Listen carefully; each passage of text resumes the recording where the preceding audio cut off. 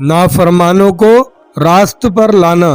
حضرت قعب احبار رحمت اللہ علیہ فرماتے ہیں کہ جنت الفردوس خاص اس شخص کے لیے ہے جو امر بالمعروف اور نہی عن المنکر کرے، یعنی خود نیک عمل کرے اور لوگوں کو نیک عمل کی تلقین کرے۔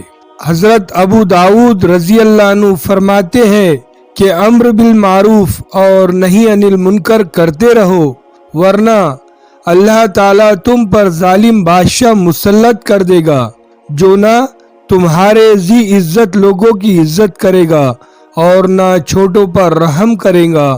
تم میں سے نیک لوگ اس پر بد دعا کریں گے مگر قبول نہ ہوگی، اور تم اللہ سے امداد طلب کرو گے لیکن تمہاری امداد نہ ہوگی، اور استغفار کرو گے مگر منظور نہ ہوگی۔ حضرت عبداللہ بن مسعود رضی اللہ عنہ فرماتے ہیں کہ اللہ کے نزدیک بڑا گناہ یہ ہے ایک شخص دوسرے کو بطور نصیحت کہے تو اللہ سے ڈر، اور وہ اس کا جواب دے تو اپنے آپ کو سنبھال۔